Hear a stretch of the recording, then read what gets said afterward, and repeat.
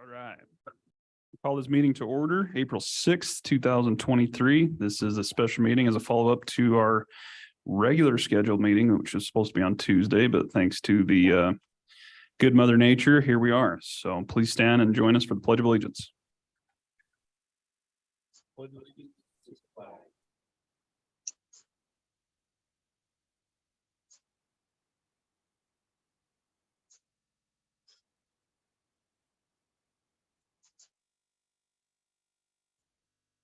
All right.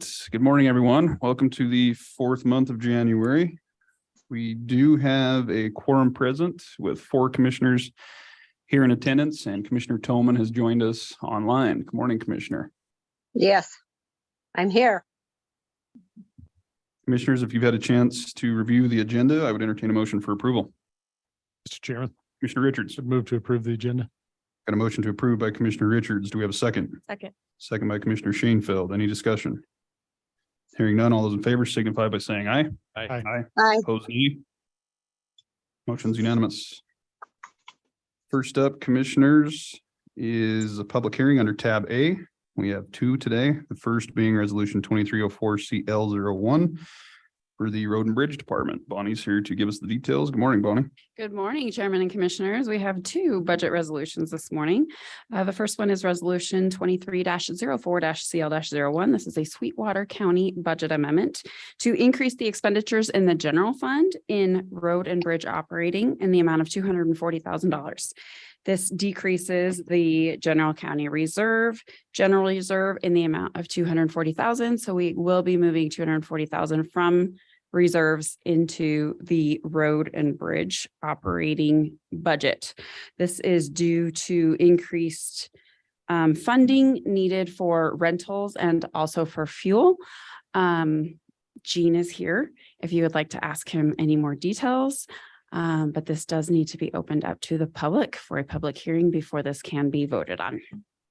Are there any questions for me or Gene? Thanks, Bonnie. Any questions, Commissioners? Gene did send us an email last night with a little further clarification on this. Pretty enlightening to see that we're spending $55,000 a month on fuel to keep the county plowed out. Tough times this winter. If there's no questions, we will now open it up to a public hearing. At this time, if there's anyone in the public, online or in attendance that would like to speak to this resolution, now is your time.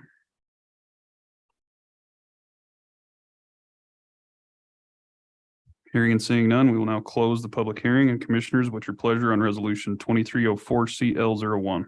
Mr. Chairman, I would move to accept Resolution 23-04-CL-01.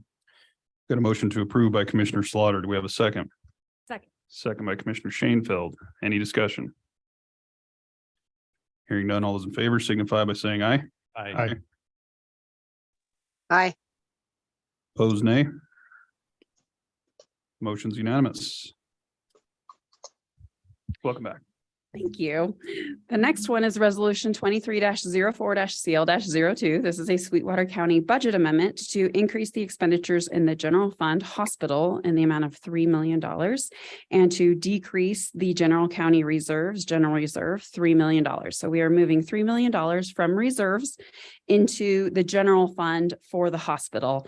This is for their SLIB project. This is matching money. This was approved by the commission last year. I believe it was in July. It was in the summer sometime. I know it was after the budget was set in June. So it was probably in July or August that this was approved. A motion carried to approve $3 million in match money for SLIB projects for the hospital. Are there any questions on that? And then also the hospital is here. If you have any questions for them, if you have any questions for me or the hospital, we can take those questions, but just a reminder, this does need to be opened up to the public for a public hearing.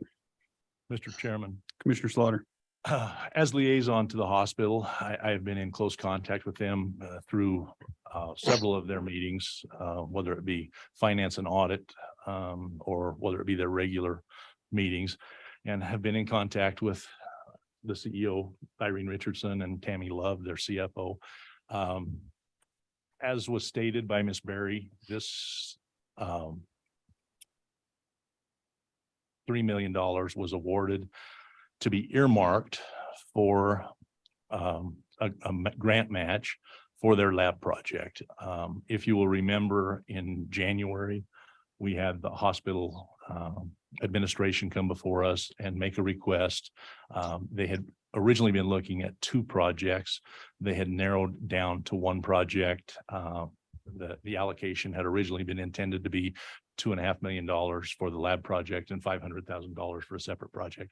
Their request was for us to move the $500,000 and make it a $3 million match for the lab project. In all of the discussions that I have had with them, it was their belief that the earmark was intended to be made to them in one payment. We've had those discussions. This amendment is simply going to move this into our budget for this year. As once again, Bonnie had stated, this was done, I believe, on July 19th. So it was not a part of our budget process. So I just wanted to clarify some of what went on and let the public understand that this was something that was committed by the prior commission in July of last year. So my comments on it, I think I fully support, our commitment to the hospital, and we did agree back in January that we would support the additional $500,000 to be utilized towards the lab. My question, which I've been in conversations with you about, was just the timing and the necessity for needing it right now. It seems odd to me when we're looking at a 2-year project that we would just essentially hand over, a full $3 million one lump sum when we could invest that money and earn interest on it here. I assume that's probably their goal on their end. But to me, I think it makes sense to do the amendment to, but not necessarily to issue a one lump sum to the hospital. I would much rather voucher against the project as, a payment plan, or as construction progress throughout continues. I would assume the state is doing the same thing with their portion, or at least usually they operate off of a reimbursement, but it's a lot of money, and I think we have the commitment there for them, but I feel like we owe it to the taxpayers to ensure that it's going where it's intended to, and I have full faith in staff and the board that they're going to do just that. So I don't mean it in that regard, but it seems odd to release that $3 million and allow them to earn the interest when we can keep it here and do the same, as they can voucher throughout the project. So that's kind of my stance on that. I support the amendment, but I do not support just issuing the check in its full amount. Mr. Chairman, Commissioner Shanefield.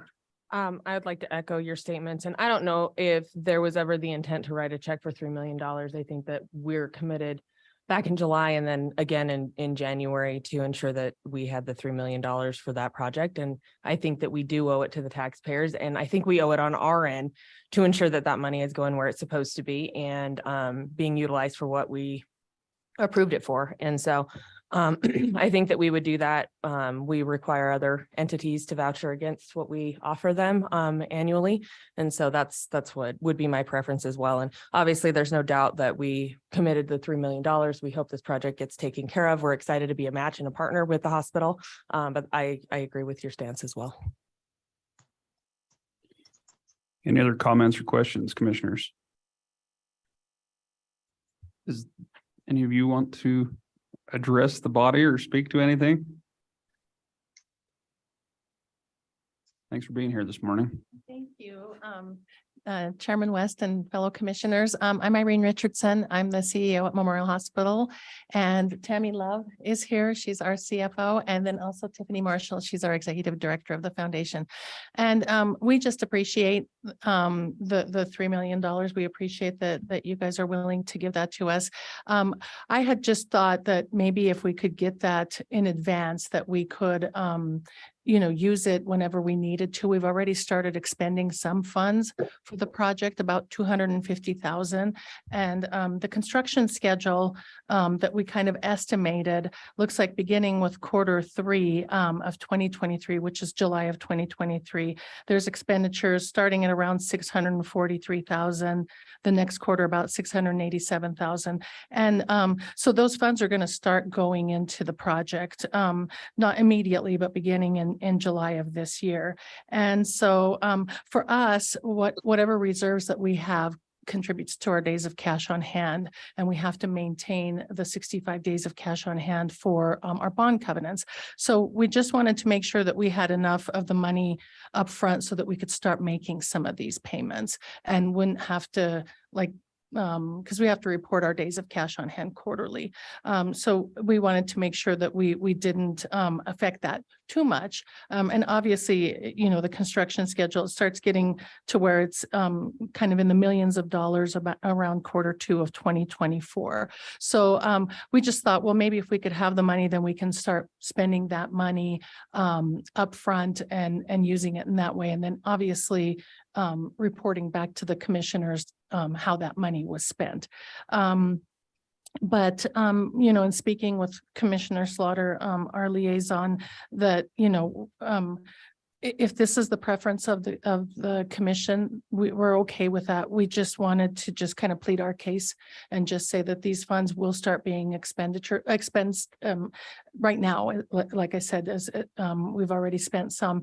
And then if the commission chooses to keep the funds, which we understand, then just we'll voucher, I guess, the commission, and then hopefully be able to get reimbursed, hopefully within that same month, so that we could, whenever we account for that, we could kind of maintain our days of cash on hand and our cash balance.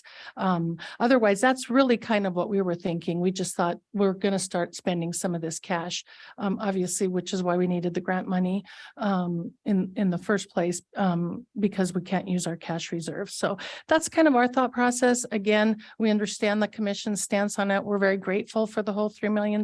We are, like I said, great partners with the commission. We just wanted to kind of give you guys an idea of what we were thinking. Sure. No, and I appreciate that, Irene. How is the state handling it? Is it strictly on reimbursement? I think so, yeah. Yeah. Mhm. Okay. Mr. Chairman. Commissioner Shanefield. Irene, what is your days, or where are you at with your days of cash on hand right now? So we're at 91. Our one day of cash is about $285,000, and our cash reserves are about 26 million. So that 26 million translates into about 91 days of cash on hand. And knowing that we have to have that, balance in there of the 65 days. So. Any other questions, commissioners?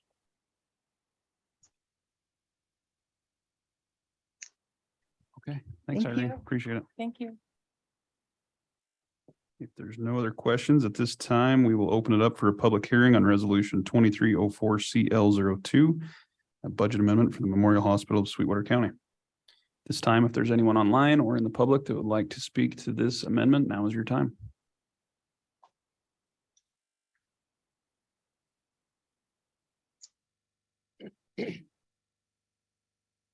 Seeing and hearing none, we will close the public hearing.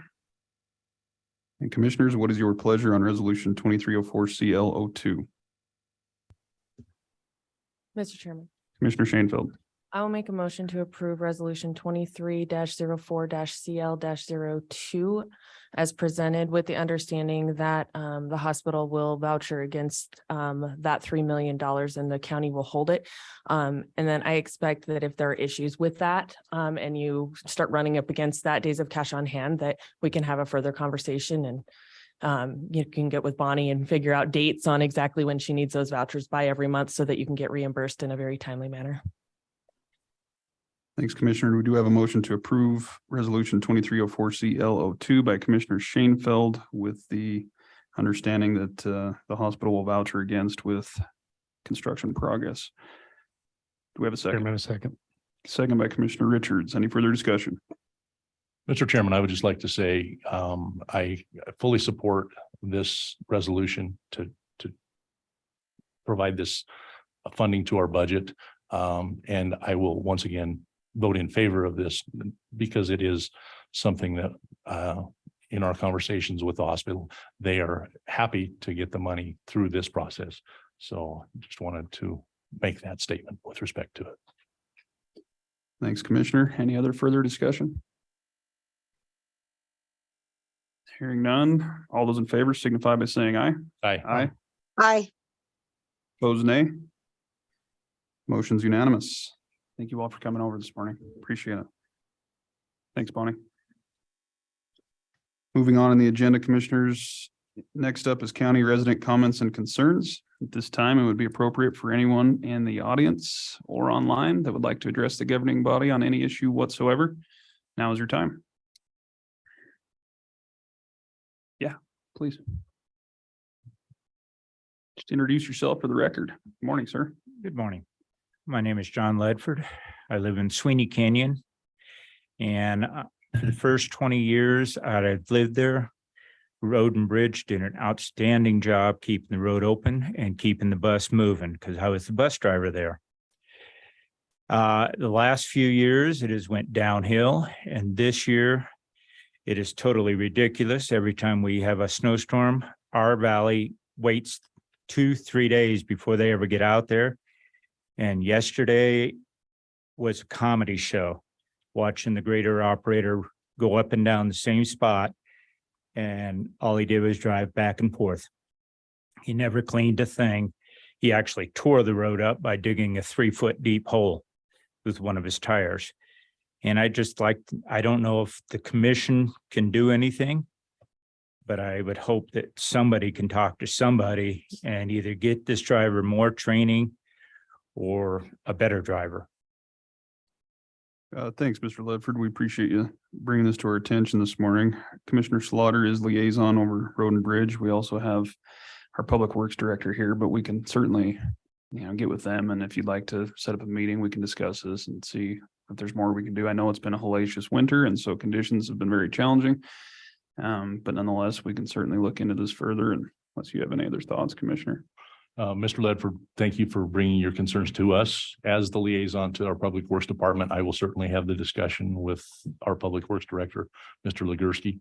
Let him know of your concern. He is here. We'll see if the chair would like to have him speak to this issue at this time, but we will certainly look into this and try and do the best that we can to ensure that it is improved. I hope so, because you guys did a great job for the first 20 years. Sure. Thank you. Thanks, John. We'll follow up with you. And maybe we can get some of your contact information. Thank you. Is there any other county resident comments or concerns?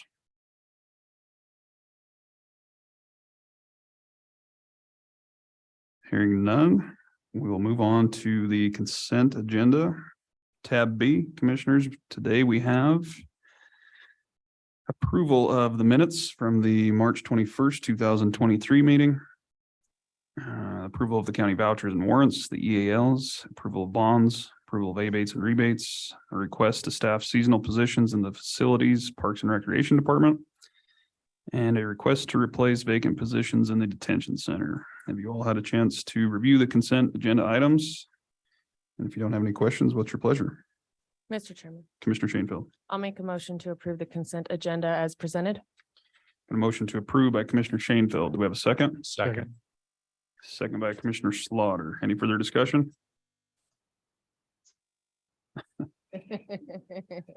Don't mind the hallway noise there. Hearing none, all those in favor signify by saying aye. Aye. Aye. Aye. Opposed, nay. Motion's unanimous. Next up, we have commissioner comments. Looks like I'm up first. Apparently it's my turn for a lengthy one, so bear with me and try and stay awake here, commissioners. The morning of March 29th, I attended the District Board of Health meeting. Their chair, Greer Ferrero, resigned her seat after almost 5 years of service due to some personal matters. She was thanked and recognized for her dedication and years of service. She was a City of Rock Springs appointment, so it's not a necessary appointment of ours in the future, but something I felt was worth passing along to you all. We wish her well and thank her for her service. Treasurer Cowan joined me in attendance that morning for the meeting as well, and together we explained to their board the new changes relative to the financials and becoming compliant with both the county agreement between the two boards and more importantly, the state statute in that regard. Their board seemed to be on the same page there. However, the district has a pretty decent reserve built up. So now that the treasurer's office will be monitoring and investing their funds, some questions have been raised relative to who should receive that earned interest, the district or the county. I had a brief discussion with Mr. Cowan on that and advised that we'll try and work some of these newer details out during budget and or when we renew their agreement for this year. So more to come on that, but that was a big accomplishment. I appreciate Mark's help with them. Their director, Kim Lineberger, and I both met with Mayor Mickelson, Mayor Rust, and City Administrator Reed Clevenger yesterday afternoon to discuss the funding I spoke about in previous reports, to review the state statute, which also requires the cities to participate in financial contributions to the district. Both cities felt the statute was pretty clear and that they would have to participate, but it's a bit vague as to what extent that participation is. And so that continues to remain in question. I suggested the idea of an MOU between us all to try and find some common ground, which everyone seemed to think might be a good approach. It's kind of an odd situation when you stop and think about it. The district was created by the county and both cities, but the county has always been the sole provider, even though state statute indicates that together all of us shall participate. We each appointed members to their district, which is kind of unique. It's a district. It's not a joint powers board, although it feels kind of like a joint powers board. So it's been kind of a challenge. Hopefully we can coordinate these areas without muddying the water too much, given the complexity of that. But I will keep you apprised on that as we progress through it all as well. But with all of that information, the district has submitted their budget requests to each city. That evening of the 29th, I attended Southwest Counseling's monthly meeting. They didn't have a February meeting due to weather, so it was a pretty stacked agenda. Rich Fisher, our most recent appointment, was introduced as their newest board member. And a little bit to my surprise, their board finally voted to approve the county agreement that was rolled out to them last May. As you all know, they'd still been receiving their monthly mill levy appropriation, which included a $50,000 overrun. So that was brought to their board's attention. But with 3 months remaining on the term of the agreement, it has now been signed by all parties. Their organization applied for and was awarded $1.8 million in ARPA funds via SLIB and through the Health and Human Services Capital Construction Appropriation, which is intended to be used for crisis stabilization, substance disorders, and upgrades to a couple of their facilities. I asked why we weren't made aware of the grant application and was told by their staff it's because it didn't require a county match. I disagree with that notion, and as such, I've requested that they attend our meeting on April 18th to explain their construction plans, since all of the buildings they occupy are county-owned property. Much of this is explained in the agreement, which reiterates the importance behind its establishment. Apparently, there's been a few members of their staff that have had meetings with Jean, Christina, and Marty, from my understanding. And while I have full faith in our staff to provide guidance, it feels a bit backdoorish to not even think about communicating with the governing body themselves. Between the agreement and this situation, I think it's clear that some work needs done on relationship building and improving some of that communication with their board so that we can both align each party's interest on what's best for the community at large. That will be a goal of mine as their conduit and our liaison. I was notified earlier this week that they did fill out a meeting request form, so we will welcome them here in 2 weeks. I spent most of the day here at the courthouse on Monday, catching up on emails and visiting with staff about budgets and various other things. The Recreation Facilities Committee also met that morning for the first time, and we discussed the next step forward relative to recreation development and an attempt for a feasibility study that'll be hitting our agenda in the future. It was brought to my attention on Monday that Impact 307 will not be submitting a budget request to us or the two cities this year. Apparently, their leadership has decided that that's not the best approach to fulfill their mission. And that was a $50,000 request heading our way, as you might recall from their presentation. So we're already making cuts. The county has 3 $1,000 scholarships for the local graduating class of 2023. The recipients can use that money to attend the University of Wyoming or any Wyoming community college. The deadline to apply is April 24th, and sadly enough, we've had 0 applicants, which is a bit disappointing. Sally did send out a public service announcement back on March 20th to the Green River Star, YO4 News, Sweetwater Now, and the Rocket Miner. So if you know anyone that's interested, I guess try and help spread the word. But hopefully if those media sources are watching today, they'll help us out and post those announcements. I believe the only one that has so far that I could find was YO4 News. The application details can be found on the county's website under the commissioners page. Just wanted to bring to your attention that we have numerous terms expiring on July 1st for a handful of boards. Those include the airport, community fine arts, fiber optics, library, Memorial Hospital. There's 3 on the museum, 2 on planning and zoning, predatory animal, 2 on solid waste district 2, 2 on solid waste in Eden, 2 on Southwest Counseling, and Star Transit. Sally's printed those off for me, so I'll get those out to you. It'll identify whose terms are up. So you might remind those boards you liaise to that even if the existing members intend or wish to continue serving, that they still need to fill out an application. Those have been advertised once already, and we'll post 2 more times in our paper of record. We all received an email earlier this week from Clerk Lane relative to submitting a letter of interest to host the 2024-25 Waco conference. It sounds like in her conversations with the events complex, they're willing and able to help us accommodate. Are we all on the same page with sending a letter of interest on that? Sounds like it. Let us know if you need some help with that, Cindy. Appreciate you handling that. If you're all still awake, I just wanted to discuss Tuesday's storm a little bit and the closure of the courthouse. We were again faced with figuring out how to handle the payroll aspect of that, so I'm open to your feedback. In February, we authorized a snow holiday. As luck would have it, that fell on the same week as an actual holiday. So how that worked was employees who didn't work or who were sent home that morning rather, were paid the remaining hours via the holiday. There were a number of employees who still worked given the nature of their jobs, the sheriff's department, road and bridge, maintenance, custodial. Those employees were paid regular hours that they worked, plus they received pay for the additional hours via the snow holiday. But typically those hours would be considered overtime, but given the holiday, they were paid out straight time.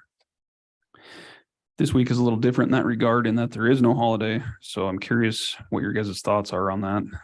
I believe, and it looks like the sheriff just joined us, but in his department, a handful of off-duty employees were called into work. My understanding of the policy is in that regard, they can apply the 240 code where those employees are paid time and a half when they're called to work outside of their normal shift. But similarly, the employees who remained at work in the departments, like I mentioned just a bit ago, are essentially being called out to work while the other departments and facilities are shut down and sent home.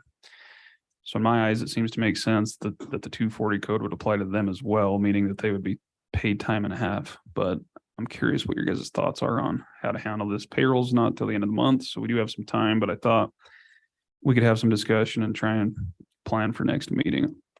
Mr. Chairman. Commissioner Shanefield. So I believe there's actually a half holiday tomorrow for Good Friday. Oh, good. And so just to lighten load. But I agree with you. I think that the employees that were out, I mean, we had first responders and, you know, our plow drivers, everything that the folks that were here working throughout that time, they should get paid for that. And I believe it should be treated as a snow holiday as well. I think the way that we handled it last time, we could do the same this time. Thanks, Commissioner. Commissioner Richards, did you have something? That's exactly what I was going to say. Okay.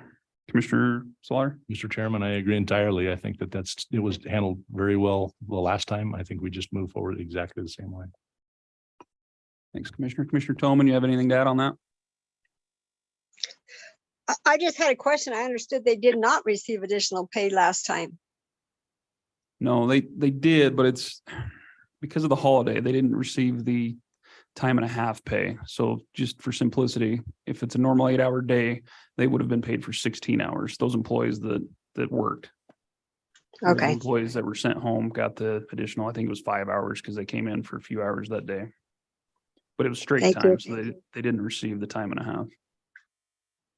So what are you proposing now? The same as that? That's kind of sounding like that's the case. I was proposing something different until Commissioner Shanefield rained on my parade with another holiday.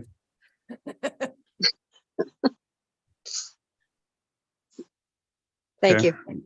Sounds like there's a general consensus on that. So we'll have human resources work on that. I think it would be wise of us to develop a policy for that in the future. Whether it's a winter storm or flooding, some emergency that comes through town or towns, whatever. I think it'd be easier if we had a policy in place that defines a plan of action. It's unfortunate. I'm tired of Mother Nature. We love her, but we're tired of her. And it makes it kind of difficult to try and sort through this and do what's fair. I mean, a lot of these departments are forced to work regardless of the situation. And I think, the nature of their jobs requires that, but I think it'd be a lot easier if we had a plan. And I don't know what your guys' thoughts are, but maybe we can have, HR draft some form of a policy, with input from all the elected officials and maybe even department heads to try and have this all outlined in the future so that everyone's on the same page and we don't have to take it, by a case basis. Mr. Chairman, Commissioner Richards. I would agree, and I think the absolute best insurance against this happening again is to have a good policy in place. Yeah. Very well. Did you have something? No, Okay. I agree. Okay, lastly, and then I'll stop talking, I promise. We do have the Rock Springs Chambers Coffee with Commissioners event tonight that I do plan to attend. That's 6 p.m. at Nell's Coffee in Rock Springs, which is the former Southwestern Embroidery Building. So sorry for the lengthy report, Commissioners. I'll stand for any questions, even though I'm sitting. Very good. Commissioner Richards, you're up next. Thank you, Mr. Chairman, fellow commissioners. I'll try to keep it a little short. On March 23rd, I met with our land use director, Eric Bingham, to discuss his budget and staffing needs. I suggested that he put in his budget request this year, funding for a planner in his office, probably level 1 or level 2.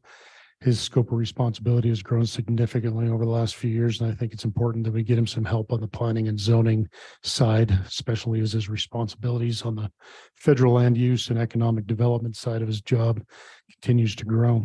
He will probably be on our next meeting's agenda to discuss that with us. On March 27th, I met with the airport director, Devin Brubaker, and he gave me a tour of the airport and an update on their ongoing construction project and the obstacles they're facing. Very fascinating tour, a lot of information. If you haven't done so, I encourage you all to go out there, take a tour with him, see his facilities. If for nothing else, just to check out the Tonka toys that they use to clear the snow off their runways, which are definitely getting a workout this year. He has some of the biggest equipment in the state as a result of the FAA requirements that make them keep those runways clear. On March 28th, I attended the Fair Board meeting. We had some discussions about their upcoming capital needs and their upcoming budget requests. They also wanted me to convey their appreciation for our meeting with them in the workshop last month to help them with their master plan. They felt that it was a productive meeting and look forward to working with us more in the future. Most of the entertainment is now booked for the Sweetwater County Fair. They just have one more concert night to tie up. They decided to leave the entry fees the same this year, so there's no increases on the cost to go hang out at the Wyoming's Big Show. On March 30th, I attended the Bison Project's monthly project update by video conference. They are planning on being operational and hitting sequestration targets by the end of next year. Company representatives will also be doing another local round of community engagement here in May, so be on the lookout for further information from them on that. On Monday, the recreation, as the chairman mentioned, on Monday, the Recreation Facility Committee held our first meeting and we had a great brainstorming session. I think we're off to a great start. We ended the meeting with a list of action items for each of us, and Christina will probably be on our next agenda to ask for our approval to seek an EDA grant to fund a feasibility study and to ask us to authorize some matching funds. Also, the committee thought it would be a good idea to recommend to the governor a few names that could serve on the state task force. I had planned to ask you for your approval to draft and send a letter on behalf of the commission today, but since we're in a special session today and it isn't on the agenda, I'll hold off on that until our next meeting. Tonight, I'll be attending the Coffee with the Commissioners, probably same as all of you, hosted by the Rock Springs Chamber of Commerce. That's going to be at Nell's Coffee at 1100 Elk Street in Rock Springs at 6 p.m. I look forward to the constituent engagement. On Wednesday, April 12th, I plan to attend the planning and zoning meeting here at the courthouse. That's at 10 a.m. and I believe there'll be holding about a half a dozen hearings this month. So it should be a busy day leading to the same number of hearings at our next meeting. So we'll have a busy next meeting as well. Later that day, I'll attend the Wyoming County Commissioners Association monthly teleconference call to see what they're up to. Then on Monday, April 17th at 2:30, I'll attend the Combined Communication Joint Powers Board meeting. And at 6 p.m., I'll attend the library board meeting at the White Mountain Library in Rock Springs, where they will be working on finalizing their budget request. That's pretty much what these few weeks look like for me. I just wanted to add that I've appreciated the opportunity to work with all of you for the last 3 months. It's been a steep learning curve, but it's been extremely fulfilling and a fantastic experience so far. And a lot of that's due to the support and engagement that I've received from all of you. So thank you. I look forward to continuing to work with all of you in the months and years ahead. That's all I have for you today, Mr. Chairman, and I'm happy to stand for any questions. Thanks, Commissioner. Well said. Any questions for Commissioner Richards? Hearing none, Commissioner Shanefield, you're next. Thank you, Mr. Chairman. So over the last few weeks, we've had a museum board meeting and a telecom board meeting, business as usual with both. The museum is working on their budget for the upcoming fiscal year request. And nothing new to report from the telecom board. SEDC has a strategic planning meeting that's coming up next week. So that'll be exciting to see what comes out of that. They are partnering with somebody from the Wyoming Business Council to help facilitate that. So I'm excited to see, what the conversations come with that. We've got almost an entirely new board. So that'll be good. I also wanted to give a quick update on the specific purpose tax joint powers board agreement. So all of the entities have approved that in Sweetwater County, and it has been sent to the Attorney General's office, 3 weeks ago, maybe 2 weeks. And so we're just waiting on the Attorney General's office to sign that. As soon as we get that signed back from the Attorney General's office, we will begin meeting and we're going to talk about bonding. I've heard back from Alan Matzloff with Stiefel in some of the rates around bonding, and we actually have some pretty good news. The rates have improved for us to bond across the board. And so that'll be the first task that we put together for that. I also believe that prioritization of projects and looking at anything that has an immediate need to get done this summer. I know there's a few of them that have been brought to my attention will be discussed as well. I had a good meeting with Mark with TerraPower, and he's in charge of the training aspect. And so I met with him in terms of being a commissioner and as well as my job as the WIC director, talking about workforce and, what their timeline is looking like. We also have had a state meeting to talk about timeline and overlay of projects throughout Sweetwater County and what that might look like to our workforce, for our law enforcement, for our road and bridge department. And so we'll be working on that over the next few months to really understand when we're going to have additional people in our community, what those needs look like, and what that could mean for economic development in our community, as well as just keeping up with all the public things that we need to take care of as a county. I also wanted to say thank you to all of the employees that spent all day weathering that terrible storm, plowing our roads, keeping the county open as much as possible. Our first responders that still had to go to work while the rest of us were able to work from home or not at all. So thank you. We appreciate you and all of the effort that you put in. That was a pretty terrible storm. And so we appreciate the work that you're doing. And I think that's everything. Oh, I will be attending coffee with the commissioners tonight as well. So I'll stand for any questions. Thanks, Commissioner. You're buying the coffee tonight. Any questions for Commissioner Shanefield? I almost brought you some lunch as well. I have vegetable soup, but I didn't know if you'd like it. So My next favorite. time. My favorite. Uh-huh. Thanks, Wow. Commissioner. Commissioner Tillman, you're up next. Yes, from the prairie and the deep snow. Animals come first, so I could not drive to the meeting today. But hopefully I will get out of here. I don't know if I'll make it out by tonight, though, for our commissioner coffee. On March 22nd, I've done a lot of Zoom meetings, as you might imagine. March 22nd, I participated in the Colorado River Working Group Zoom meeting. The good news is they will not be taking additional draws from Flaming Gorge this summer. And that group because of House Bill 222, it will be, the governor is seeking nominations to a 9-person advisory board for the Colorado River. So that's the update on that. I participated on the 23rd in the Green River High School FFA. They wanted me to review one of their presentations for state. It was on corner crossings, very interesting, and wish them best of luck at state competition. Maybe they've already had that, I'm not sure. On March 24th, I attended the Wyoming Landscape Conservation Initiative Local Project Development Team meeting in Green River. We also met with Christina seeking the possibility of having the county serve as their funding agency. It does not look like that will be feasible because it's a multi-county effort. Attended the Young at Heart Senior Center meeting, was welcomed by their board. Heard updates. They seem to be working hard to stabilize everything with their funding, and they have put the Morris House on the market to try to recoup some of the lost funds due to the issue with the director. And I will be meeting more with Suzette Williams, their chairman, talking about their financials. The Early Learning Center is not having any problems as far as they have a waiting list of 40 young people waiting to get into there, but there may be issues with the shortage of teachers due to the school districts and the other entity that's going to be opening a childhood learning center. So those were some of the major issues that they talked about. I attended the NACO, the Western Interstate Region conference call. They gave updates on the agenda for the St. George meeting in May.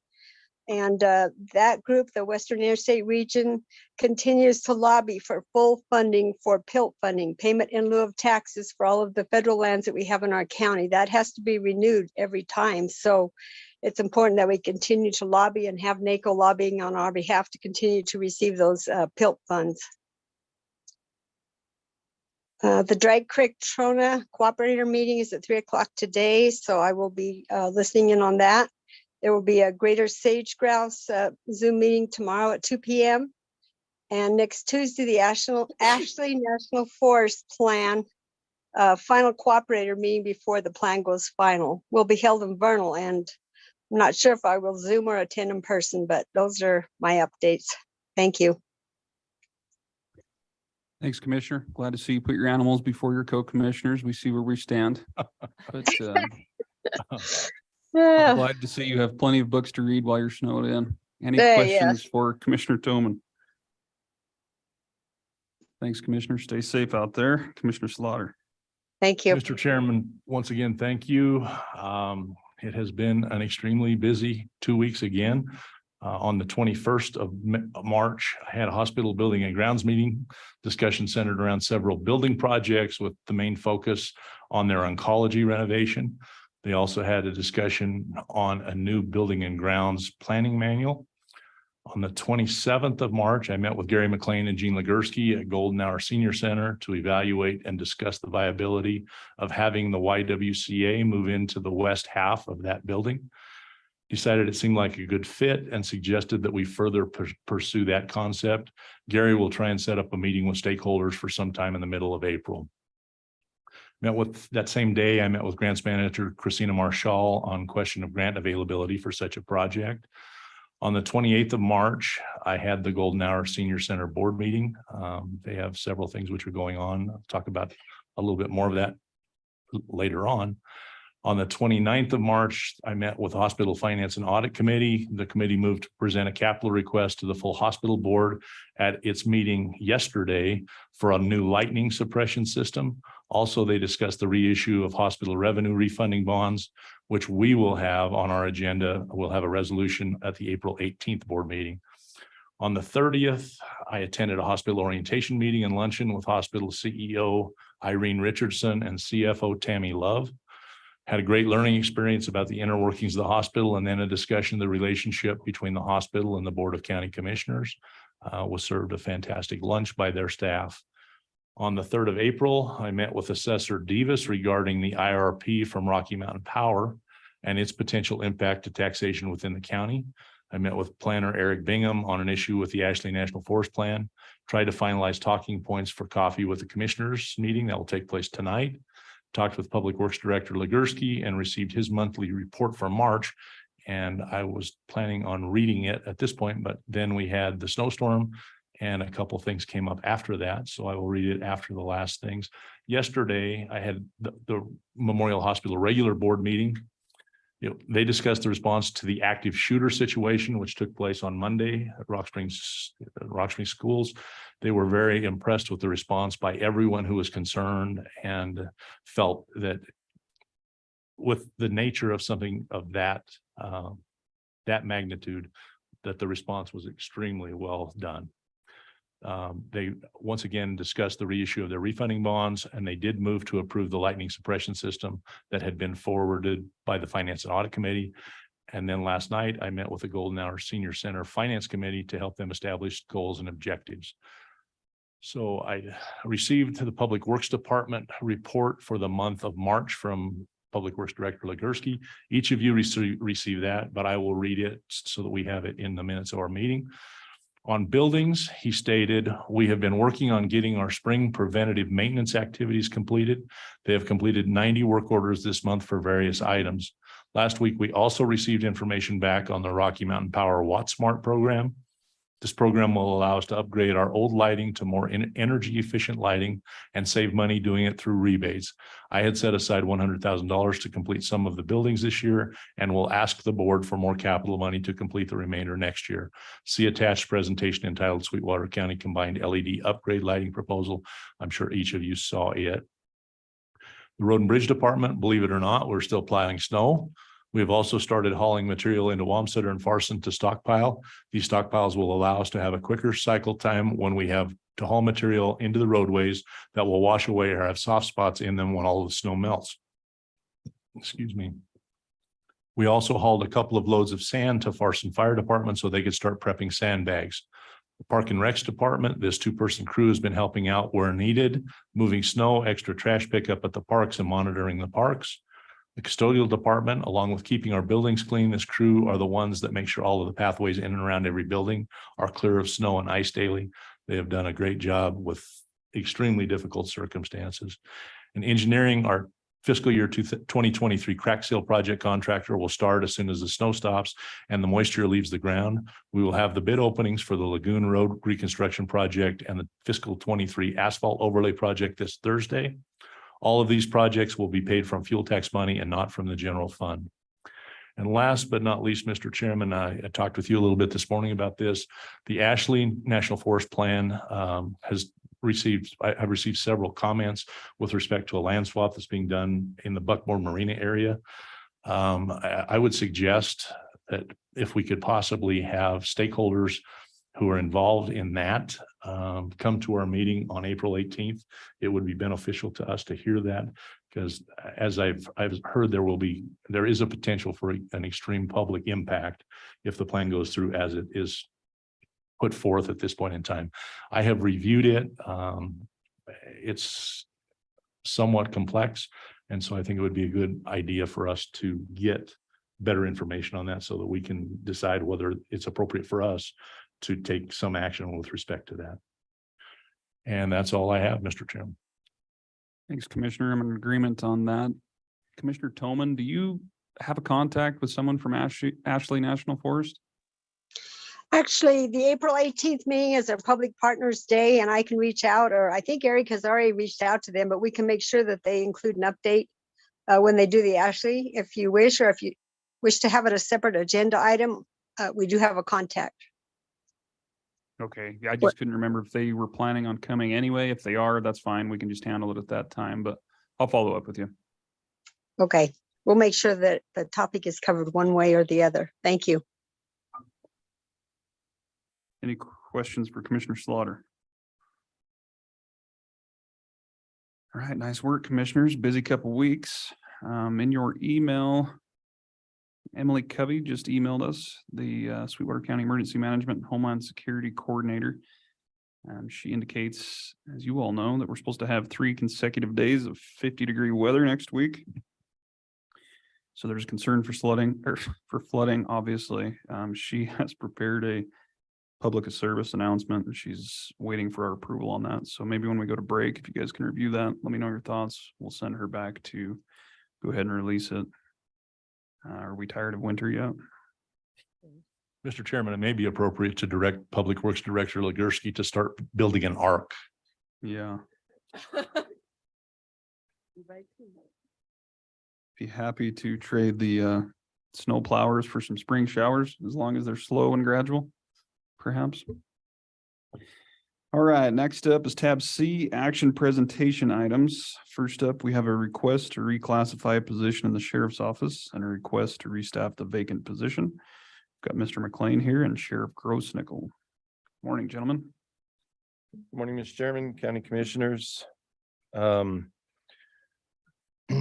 Before you is essentially a request. We had a vacant sergeant position in the detective area. That filling that position will result in a vacancy. Historically, they'd had the rank of corporal. Through attrition, we've been eliminating that rank. It's not necessary.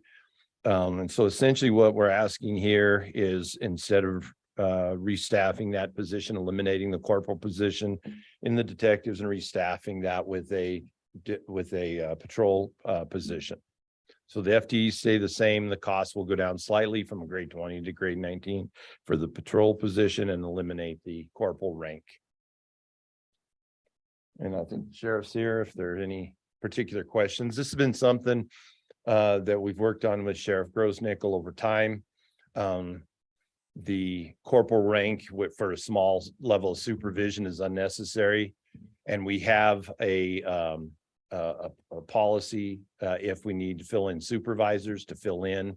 So the corporal rank is just unnecessary. And so it's an efficiency we've been working on over time as those opportunities present themselves. And I think we're down just one more. That's all that's left is one in transport. And that'll be it for the corporal rank. Okay. Appreciate the background on that. Gary, any questions, commissioners? Hearing none, what is your pleasure? Chairman, Commissioner Richards. I move we approve the reclassification of a position in the sheriff's office and the request to restaff the vacant position as presented. We have a motion to approve this request. Do we have a second? Second. Motion originally by Commissioner Richards, second by Commissioner Shanefield. Any discussion? Hearing none, all those in favor signify by saying aye. Aye. Aye. Opposed, nay. Motion's unanimous. Next up, commissioners, are a couple of requests from Mr. Legursky. He does have a bid opening here at 10 a.m. that he needs to attend to, which obviously is a conflict not originally planned for because we typically don't meet on Thursdays. So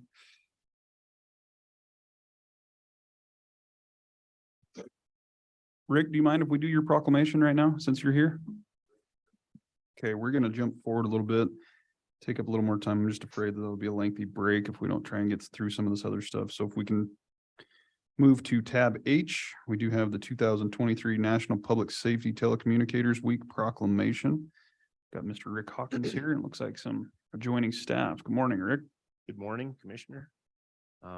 With me I have today Jen Muller. She's one of our shift supervisors. She was working during the latest snowstorm, her and her crew, along with me. So Yeah. actually it was the other way around. I was the last, no, anyway, never mind. It's all good. Anyway, we did submit a Public Safety Telecommunicators Week proclamation to the commission. I'll just briefly go over a little bit of history for Public Safety Telecommunicators Week. In 1981, it was started by a lady named Patricia Anderson as a way to recognize telecommunicators for the work that they do related to public safety. She worked for the Contra Costa County Sheriff's Office in California. In 1994, President Bill Clinton signed Presidential Proclamation 6667, declaring the second week of April as National Public Safety Telecommunicators Week nationally. So a few years ago, actually 2 years ago, I think we've put these proclamations in front of the governing bodies that fund us, and appreciate you taking the time to recognize national telecommunicators during that week. So, Mr. Chairman, I don't know how you want to proceed. Do you want me Yeah, to no, read we'll- this? Do you want, Yeah, do I you can want to read it read for it? you. Which would you like? I'll read the proclamation, National Public Safety Telecommunicators Week, April 9th through the 15th, whereas emergencies can occur at any time that require police, fire, or emergency medical services. And whereas an emergency occurs, whereas when an emergency occurs, the prompt response of police officers, firefighters, and paramedics is critical to the protection of life and preservation of property. And whereas the safety of our police officers, firefighters, and paramedics is dependent upon the quality and accuracy of information obtained from citizens who telephone 911 communications center. And whereas public safety telecommunicators are the first and most critical contact our citizens have with emergency services. And whereas public safety telecommunicators are the first and most, oops, don't mind me, I'm scrolling. Whereas public safety telecommunicators are the single vital link for our police officers, firefighters, and paramedics by monitoring their activities by radio, providing them information, and ensuring their safety. And whereas public safety telecommunicators of the Sweetwater Combined Communications Center have contributed substantially to the apprehension of criminals, suppression of fires, and the treatment of patients. And whereas each dispatcher has exhibited compassion, understanding, and professionalism during the performance of their job in the past year. Therefore, be it resolved that the Board of County Commissioners of Sweetwater County, Wyoming do hereby declare the week of April 9th through the 15th, 2023 to be National Public Safety Telecommunicators Week in honor of the men and women whose diligence and professionalism keep our city and citizens safe. Signed this 6th day of April, 2023.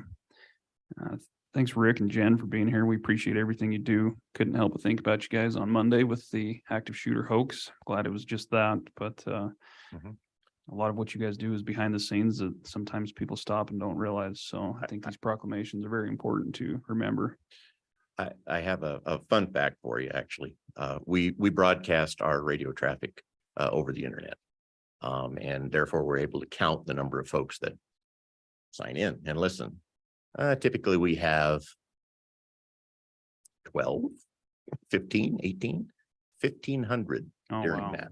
So yeah, it was that was eye-opening if you didn't know that we do that. So Unbelievable. Well, thanks for everything you do. I don't have the proclamation, but I don't know. Do you? Do you want to take a picture with us? Be recognized? it's totally up to you, sir. Mr. Chairman, if I can comment, I want to echo the chairman's comments and thank you and your staff for the professional job you did taking care of our community. And not just in that incident, but in the storms that we've been dealing with. I know it's been a heavy lift for you, and we appreciate you and the professionalism that your staff has shown through all of these problems that we've had here in Sweetwater County. And with that, I would make the motion that we adopt the proclamation declaring April 9th through 15th National Public Safety Telecommunicators Week in Sweetwater County. I will second that motion. You have a motion by Commissioner Richards, second by Commissioner Shanefield. Any further discussion? Hearing none, all those in favor signify by saying aye. Aye. Aye. Opposed, nay. Motion's unanimous. It's kind of hard to take a picture with Mary being online, but why don't we do that? Sorry, Commissioner. It's fine. If you have a talented IT staff, they can probably dub it in or something. There you go. Get her picture up on the screen and we'll stand in front of the screen. We'll come down to you. Okay.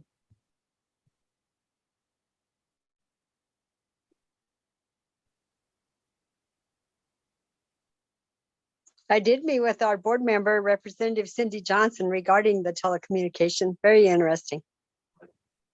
Thank you. Going on in. Okay, that's perfect.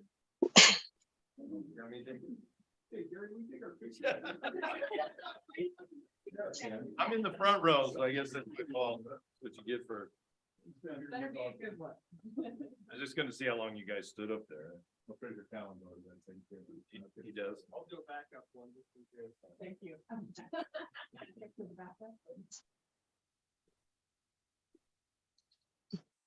Ready?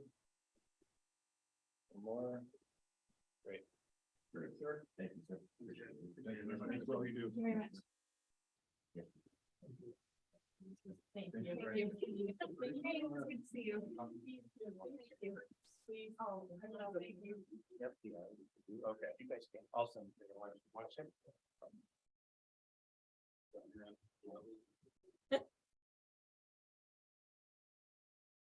All right, commissioners, thanks for the awkward pose. And we're now right in line. So why don't we go ahead and take our break at this time? I think that'll give enough time for Gene to get through his bid openings. And we will resume, let's call it 10-minute break. Mr. Chairman, are you okay if we submit that to the paper, some picture of? The picture? Yeah. Oh, yeah. Just make sure I look good in the one you sent. Yeah. Just saying. Let's.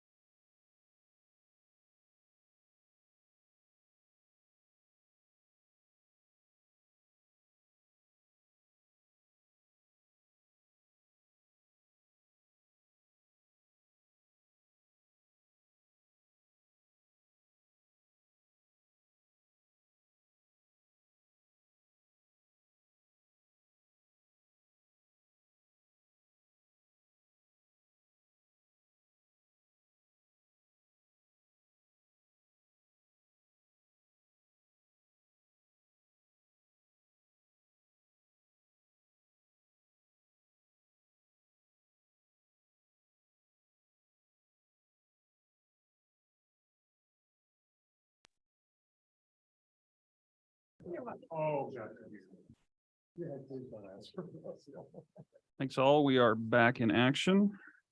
Where we left off was tab D, which is a request for an additional full-time position in the Facilities, Parks and Recreation Department and a request to hire a position in the current fiscal year. We've got Mr. McLean and Mr. Legursky here with us this morning. Thank you, Mr. Chairman, County Commissioners. In front of you is a request to add a full-time position and actually reduce one of the part-time positions. So the net FTE gains actually 0.5. Obviously, the difficulties in getting the positions staffed, but particularly seasonal positions for this with the parks being spread out over such a large area of the county. Essentially, the request, and I'm sure Gene will talk to you more about the operational demands for that, but the position, the net effect of the position would be a $94,000 increase. The savings from the reduction of the part-time position would result in a net impact of $77,000. There's enough money in the budget to fill the position still in this fiscal year, which would be the plan to staff it as soon as possible if it's approved. And then obviously include that as part of the budget for the 2023-24 budget process. And if there's any questions, be happy to address that. Gene's here now that he got his bid open. Any questions, commissioners? I probably missed it, Gary. What did you say on the, was it a part-time or a seasonal free Yeah, so class? Or I should have been a little more clear on that. Last year, the request, and they were approved for 8 seasonal positions, reducing the seasonal positions to 7, and then requesting an additional full-time position. So the net FTE full-time equivalent increase is 0.5, and the net budget impact would be 77,000 annually. Okay. So a little bit of savings from the seasonal position and increase for the full-time position.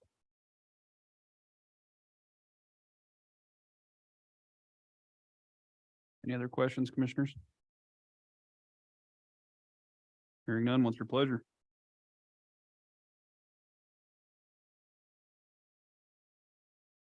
Mr. Chairman. Commissioner Shanefield, I will make a motion to approve the adjustment from seasonal to full-time as presented and restaff the position. do you have a motion by Commissioner Shanefield to approve this request? Do we have a second? Second. Second by Commissioner Slaughter. Any further discussion? Hearing none, all those in favor signify by saying aye. Aye. Aye. Opposed, nay.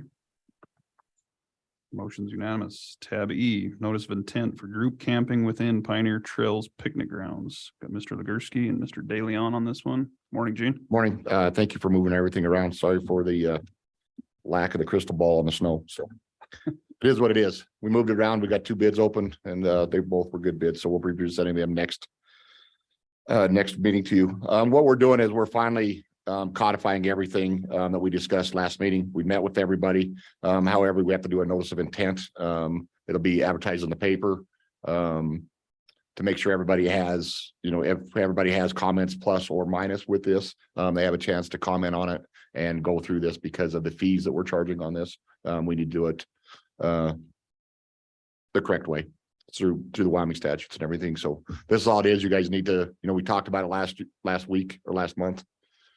Sorry, a little tired. And we're just going through the correct process so we can make sure that it sticks if it ever gets challenged. Okay, Hopefully that made sense. all for a couple nights camping. All for a couple nights camping. Lots of work. Any questions on this notice of intent, commissioners? Hearing none, what is your pleasure? Mr. Chairman, I would move to approve the notice of intent to provide group camping within Pioneer Trails Picnic Grounds. Got a motion to approve the notice of intent by Commissioner Slaughter. Do we have a second? Second. Second by Commissioner Richards. Any further discussion? Hearing none, all those in favor signify by saying aye. Aye. Aye. Any opposed? Motion's unanimous. Next up is tab F. We've got resolution 2304EN01, appointing viewer to consider establishment of a county highway. Mr. Legursky.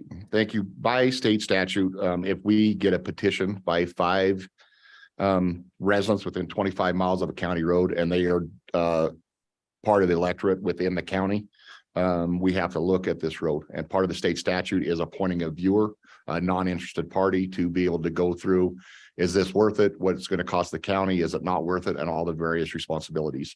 What this is it's a resolution to appoint the viewer. The viewer actually has to be appointed by you guys, has to be sworn in, and then they can do their job and they will present the findings back to you guys to go through the process. They, by state statute, can be paid. So there is a payment in there. The petitioners will have to set aside a deposit to pay some of this, these fees. And then if we do not use all the fees, we'll give it back to them. The viewer has already been selected. It's actually Rob Gerard. He sits on our planning and zoning. He is actually a registered PE within the state of Wyoming. And he is willing to do this. And what'll happen is he'll prepare his report and then it'll be a discussion. And part of his will say, yeah, this is a probable cost. Yes, I think it's a good idea. No, I think it's a bad idea. You know, whatever the case may be. This is an interesting road because a portion of it does start in Lincoln County. So Lincoln County will also have to go along with this. And that's why in this resolution, it specifically says that we will not start our process until everything gets filed in Lincoln County. Because it starts in Lincoln County and comes off of the highway there.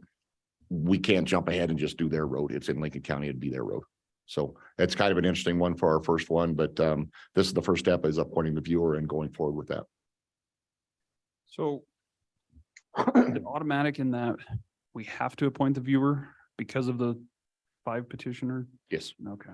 Yes. So you have to go forward with this Yes. once you get that recommendation. Yeah, I can't just say yes or no Okay. on that.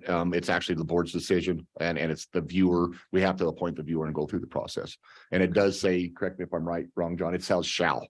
So it is, you will appoint a viewer. Okay. Do you have a question, Commissioner Slaughter? I thought I saw you. No, Or did I steal your thunder? no, Okay. you're fine. Thank you. Okay. Any questions on this, commissioners? Mr. Chairman, Commissioner Richards? I just want to clarify that by moving forward on this, we're not committing ourselves to adopting a county road in the future. Correct. Correct. This is just to appoint the viewer, to swear the viewer in. And then in this process, if Lincoln County says, yes, we'll look at it, then the viewer will actually go and do his report. But if Lincoln County somehow says no, they don't appoint a viewer for whatever reason, because of the access issue in a Lincoln County, this will not be a Sweetwater County road. And just because the viewer comes and says, yes, I think this is a great road, you guys still have to weigh the pros and cons of it and find out if it is a county road. And Mr. Chairman, if we approve this, it is still up to the petitioners whether they deposit the money to move forward. Is that correct? For this portion of it, yes. So if I heard you right there, we are required, we shall appoint a viewer, but you said Lincoln County may not have to? Well, they can appoint a viewer or they can just, and help me out with this, they can just decide not to hear it. But we can't. We Just out can, of curiosity. we can. Okay. I think we can, but I don't think that's the right way of doing it. Okay. And that's, Mr. Chairman, Commissioner Slaughter. Gene, just as a point of clarification here, because my thought process on this has changed a little bit with your explanation. So it's really not appropriate for us at this point in time to have discussion with respect to this. We need to wait. We need to approve this, wait for what the opinion is of the viewer, and then have discussions at that point in time. I personally, this is mine, not a legal opinion. I think that would be prudent, because this can get challenged, and the next challenge is to district court. So if it gets, challenged, so this, I think it would be premature to weigh the pros and cons without the viewer's input into it. Thank you. Any other questions, commissioners? Mr. Chairman, is Commissioner the $1,500 appropriate to this? Will it cover the expenses? We don't know. I don't think so, because it's actually, to drive up there and to drive back, you're already 2 hours. That's already, this is, because it can get reviewed at the district court, they're going to be charging professional witness fees. You know, it's not your $150 an hour. It's probably gonna be $250, $300 an hour. So, that's already $600. But when talking to Rob, we don't know what all goes in this report. We couldn't find an example to give him. We don't have an example. We just read the state statute and said, hey, this is what it looks like. I do have professional services money that we can do this. And then what we do is, we just make it up on the back end. And say, this what here's the cost of what it really was. That's how I think we should do it. I think a more realistic one is going to be 3,000, 3,500, but I just don't know. This is our first go around with this. Nobody that I know of has done this. I've reached out to several different counties, and all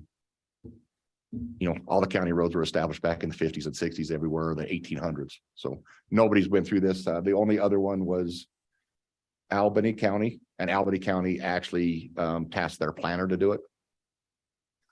And all they charge was advertising fees. So, Mr. Chairman, Commissioner Richards. I'd move to approve resolution number 23-04-EN-01, appointing a viewer to consider establishment of a county highway. Second. We have a motion by Commissioner Richards. We have a second by Commissioner Shanefield. John, did you have something you wanted to add? Mr. Chairman, I was just, in terms of a point of order, you certainly can you do have the option.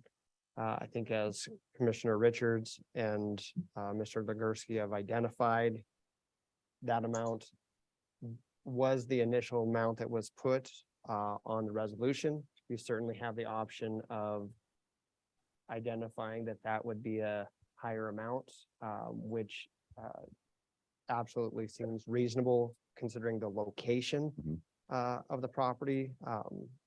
But again, that's so if you did want to amend that to a $3,000 figure that you identified, you could do that. If you'd like it to remain where it's at, you can do that as well. Thanks, John. Just want to leave it where it is and see what happens. Good with that. Okay. We do have a motion and a second on the table. Any further discussion? Hearing none, all those in favor of resolution 2304-EN-01 signify by saying aye. Aye. Opposed, Mr. nay? Chairman, please note that I abstain. Thanks, Commissioner. Motion carries with 4 in favor and 1 abstention from Commissioner Toman. Mr. Chairman, Commissioner Shanefield. I have a quick question for Mr. Legursky about a different matter. I just wanted to see if there was an update on the County Road 3 with the West Baco Road. And the last time we discussed it in meeting that there had been the speed change potentially, but there were a few things that needed to go through process. we actually have to go do a traffic study out there and count the number of cars. And right now, with as many plows as running down it, it's Okay. not prudent to stretch a Wait rubber until- hose. Wait stretch until the rubber weather. hose I just across I have some constituents that have asked about it, so. We have to actually do a full-fledged traffic study Okay. out there, and it's good. It's a 2-week traffic study, laying out Okay. hoses, figuring out where everybody goes, where everybody turning moments, stuff like that. So Okay, thank you. All right. Thanks, Gene. thank you. Appreciate it. We're going to skip over break. Obviously, we just had that. So that puts us at tab G, Commissioners. It's Treatment Court of Sweetwater County's annual update. And I believe Ms. Davis is absent. So we've got Teresa Tybo here to fill in. Morning. Thank you, Chairman West and Commissioners. I am Teresa Tybo. I am filling in for Ms. Davis today. We've got people. Thank you. Thank you, Commissioner Shanefield. I'm filling in for Ms. Davis today. With me, I have a 2019 graduate of the Treatment Court Program, Mindy Eardley, who would like to say a few words to you as well. But I will just give you a quick rundown on how things have been going. I'm here as the prosecutor for the program, and I'm also the president of the Treatment Court Foundation Board. So I don't deal with the numbers constantly. So I'm not sure if I can give you a lot of data there, but I can fill you in on who all is involved and what we've been doing. And then Ms. Eardley can give you a little bit of her story. I think it's pretty incredible that she graduated in 2019 and here we are in 2023. And she's doing amazing and willing to come and talk to you all. So the treatment court is a group of at least 12 professionals that are constantly working together. We include the Department of Family Services, the County Attorney's Office, Southwest Counseling Services, the Green River Police Department, the Sweetwater County Sheriff's Office, the Rock Springs Police Department, Probation and Parole. And then we also have other people in the community that are part of our program and assist us with things such as the YWCA. Dr. Harmon Dentistry is very involved with our clients in our program. The Division of Vocational Rehab. We have Linda Cornell, who conducts parenting classes for our participants. Western Wyoming Community College assists with the GED and HiSET. So it's a very large collaborative group of people that come together to help the participants in our program. In addition to the participants that we serve that are currently in the program, we also have an alumni group. We meet monthly for breakfast. The alumni and current participants get together to do community service projects. Just in the last year, some community service projects that were done were Cowboys Against Cancer, the CERT training with emergency management, and United Way Helping Hands Day. And United Way Helping Hands Day, the program has been participating in that for several years now. It is a really great way for everybody to do teamwork. It's team members, board members, and current and past participants that come together to help the community, and everybody always seems to really enjoy that. According to Ms. Davis's notes, in 2022, we served 38 individuals. We had 3 babies born within our court that were drug and alcohol free. We had many participants obtain full-time employment and complete their GEDs. Everyone is required to complete a financial management class that is done through the YWCA. And we also have a program that is health, wellness, and alternative pain management here in the community. And so I think that we're showing that the money is worth it that we're putting into these people. I think Mindy is a true testament to that. I'm so honored to have her here because I was actually in court with her, the one that recommended her to the program, and then got to work through it with her and see her grow.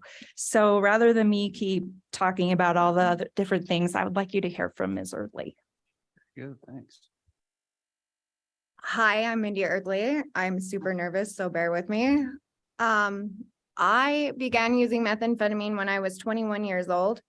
It escalated quite quickly into a full-blown addiction.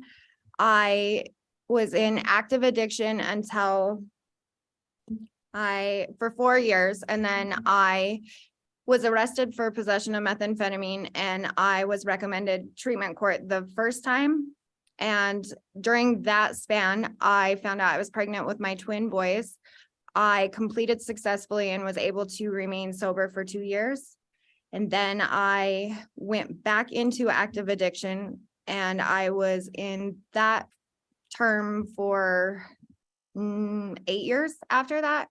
And then I was arrested and revoked on probation twice because I couldn't seem to quit using. I was recommended treatment court, and I was very apprehensive, very, very apprehensive. I fought it tooth and nail.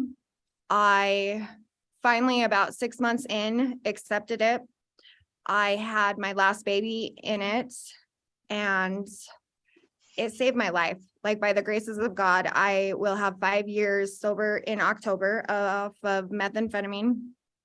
I have full custody of all 3 of my boys, which I never thought I would have again. I attend college. I will graduate next May with a social work degree because I want to do drug and alcohol therapy because I have such a passion for it. I also want to work in treatment court. I think it's the best thing known to anything available for addicts. And I don't know, that's it. That's quite the story. Thank you for sharing that. I think you deserve a round of applause.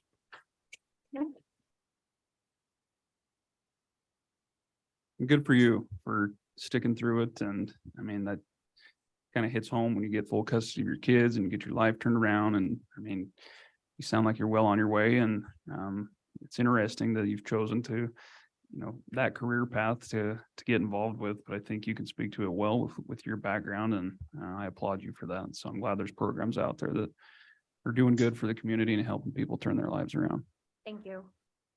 Thank you both for coming today. We appreciate it. Thanks for having the courage to come talk to us. Some of us look friendlier than others, but usually it's just Lauren. The rest of us look pretty mean. So we appreciate that. And I'm glad that money's being well spent for people in the community that deserve it. So thank you very much. Thank you, Chairman. Are there any questions or? Questions, commissioners? Commissioner Richards. Teresa, SF 23 passed this year, transferring supervision of treatment court to the Supreme Court. What kind of impacts do you see that having on the process? Honestly, I think it's going to be a positive thing. The Department of Health has done their best to take care of us since the inception. However, we are a pretty small pot of money and program compared to all the other programs that they deal with. This is a court. And so I think that having it with the Supreme Court, we will get the attention that we need as far as financially and the support that we need to get the additional services. And so we see it as a positive thing. I think all the courts across the state do. Everybody did the best they could as far as the Department of Health, but since it is a court, it is a little bit different than the other programs they deal with. And so I think the Supreme Court is the appropriate place for us to be. Thank you. Mr. Chairman. Commissioner Shanefield. I just wanted to, Teresa, I just wanted to tell you guys thank you. Because without the foundation board, without those that are actively helping support this and push it forward, it would fall apart. And I mean, when I was a probation agent, there were many times that it could have fallen apart. And I imagine that hasn't gone away. The funding is not significant. And so the effort and the passion behind all of the work that you do is enormous. And that's what has kept this going, and has also helped those that have relapsed within the program or, have had to come back to the program after relapsing, be able to stick it out is your guys' passion. So I just wanted to say thank you. Please relay that to all of the groups that are involved with it.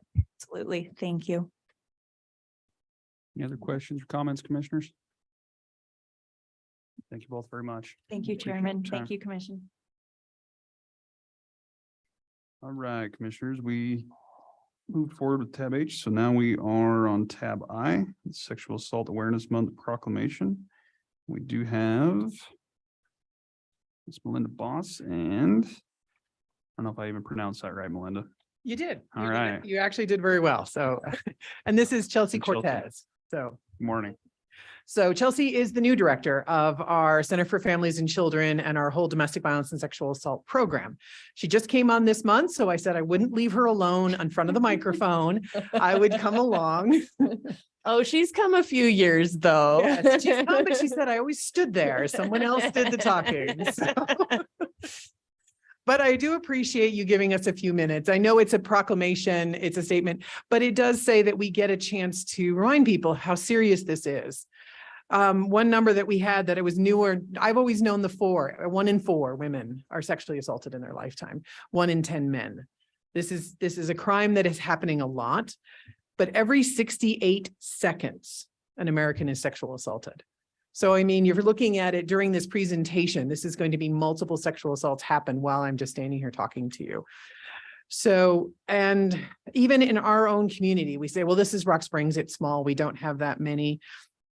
We had nearly 55 survivors come through our office just last year, and half of those were children. So this is one crime that definitely hits a younger age, but it is not discriminatory to any age, any gender, any race. It is a universal problem, and we need to have people available to help. And what can we do? Well, these are the things. These are prevention and awareness. One, it's realizing that it's here. I still remember when we used to teach a class at the college and someone said, well, I didn't think that happened in Rock Springs. And I'm like, well, yeah, it does. Probably happens more than you think. So, especially since it was a college student saying that, that was a very serious thing. And so what can we do? And the biggest thing, as well as the awareness, is believing the victims when they tell their stories. And so it's a hard thing to do. This is one of the hardest things imaginable, to stand out there and tell a story of sexual assault again and again and have to go through this process. And anything we can do that does prevention is good for that. One of the things that I'd always like to tell people, because it's an easy one to do. So if you want to mark on your calendars, April 26th, it's Denim Day. We took on this project because it's a nationwide project. And what it came out of was a situation that happened actually in Italian Supreme Court. There was a sexual assault charge, and the judge in the case ruled that it must have been consensual because she was wearing tight jeans. And the only way she could have got them off is if she helped.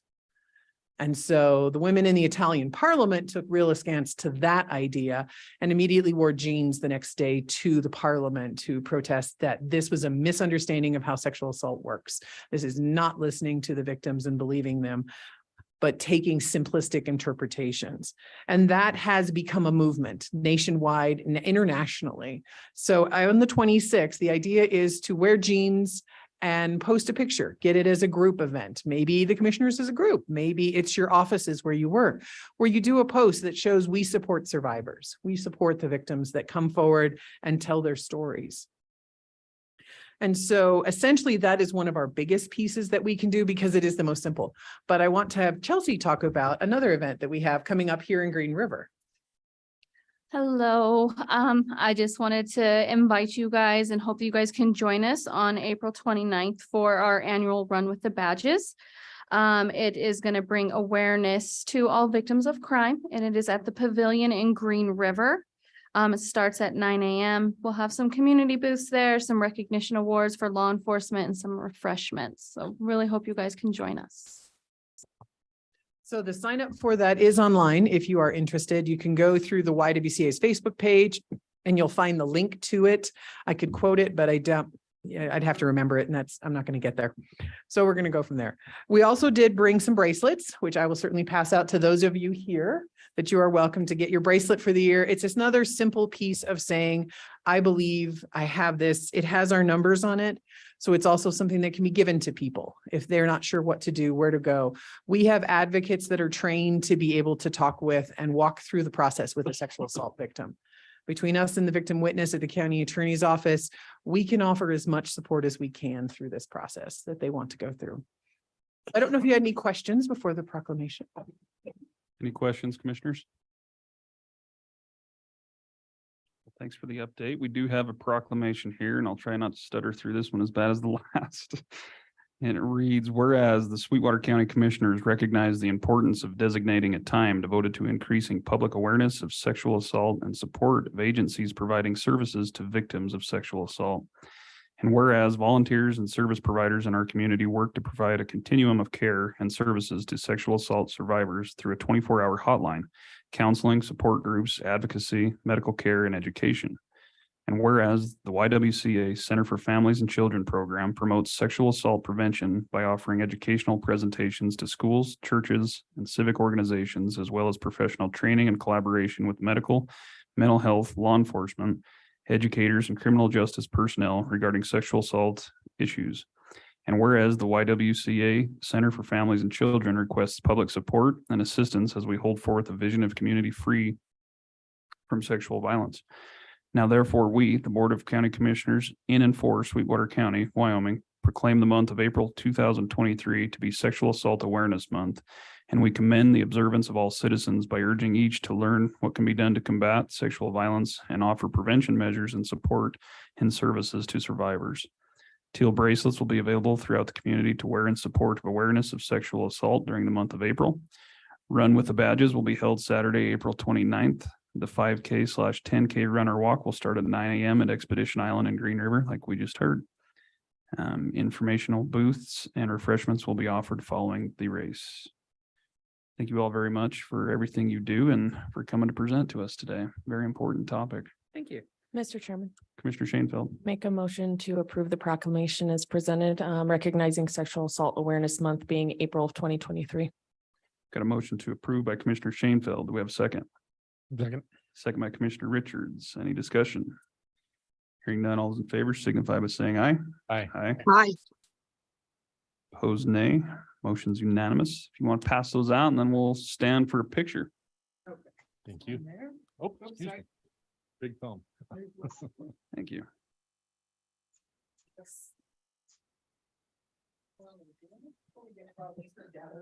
Too big for me. The kids one. I'm afraid it might cut off the circulation to my hand. It's pretty tight. I have little tiny wrists, and so I always wear the kids ones. My hand turns black. I have to take it off.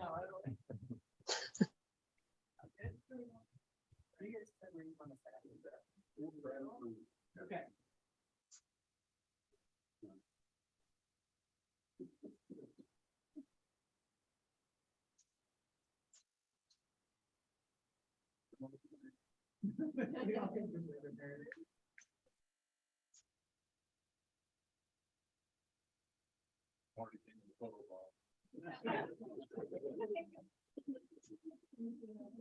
Thank you very much.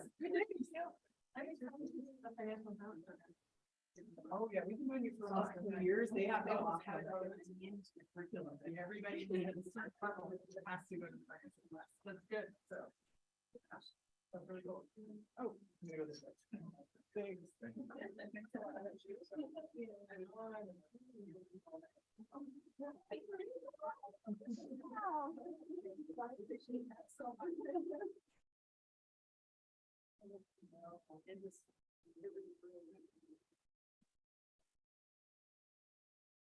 Right, commissioners, do we need a break or can we keep plugging along? All right, good deal. We are ahead of schedule, Good. Get her done. but up next we have tab J, consider approval to submit an FFY 2024 10th CPI grant application. Got Christina here with us this morning. Good morning, Christina. Good morning. All right, trying to get oh, it's early. We're early. Okay. And try to Don't keep mention it.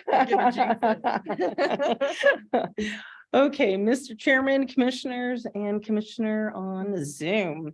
I want to point out that I have Katie Mullen here from the Sweetwater Climb Program, who's the Sweetwater Climb Program Director, who's here also with me. So Sweetwater County has the opportunity to apply for TANF CPI funding, which stands for Temporary Assistance for Needy Families Community Partnership Initiative. So to apply for that funding through the Wyoming Department of Family Services, or DFS, there is no required match. And this is a pass-through grant in which projects are actually carried out by outside agencies called subgrantees. So what's exciting this year, DFS has already approved Sweetwater County to renew an application based on last year's grant award of $50,000. And this funding goes through September 30th, 2024.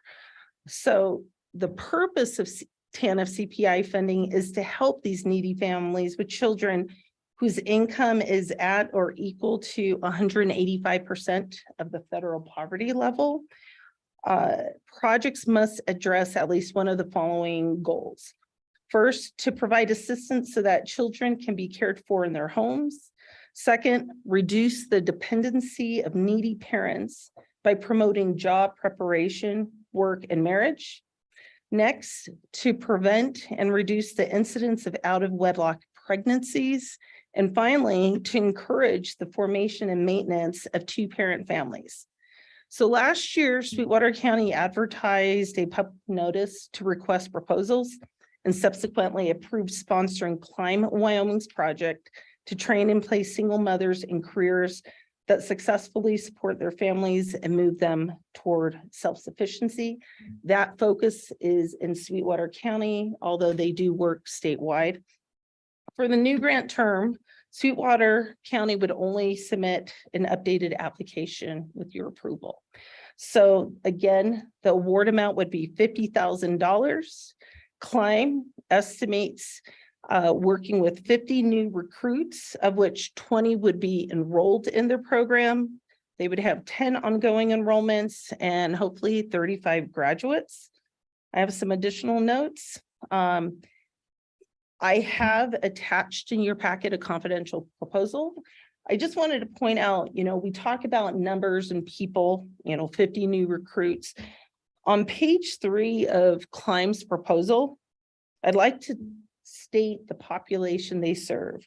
So based on their statistics that they've gathered, Climb participants enter the program at 30% of the federal poverty level.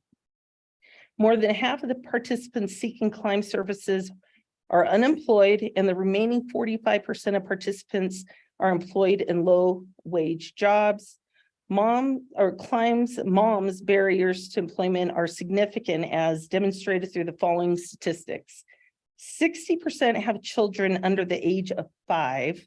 68% are facing intergenerational poverty. 41% have changed jobs more than 3 times in 1 year.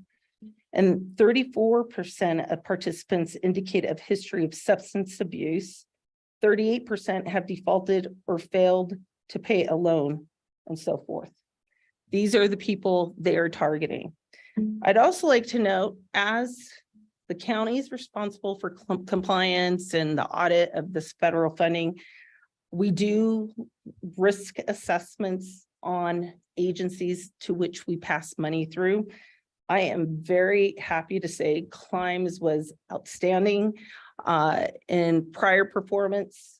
We've never had a problem with their reports and vouchers.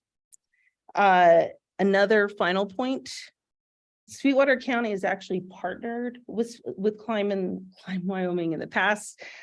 Jean Legursky, our Public Works Director, confirmed with me that the Road and Bridge Department has used them for seasonal truck drivers and had a great experience. So in your packet, there's the application certification form, which would need to be approved to submit and sponsor this application. For your interest, I've included the poverty levels up to 185%, and finally the proposal. I'm happy to answer any more questions, or you can ask the local program director, Katie Mullen, for any additional information. Thanks, Christina. Always detailed like usual. Any questions, commissioners? Just a comment, Mr. Chairman, as usual, Christina, you answered my questions before I got to ask them. So I appreciate your attention to detail. It's very, very well done when you do these presentations. Thank you. Sure. Katie, do you have anything you wanted to add? I'll just add real quick.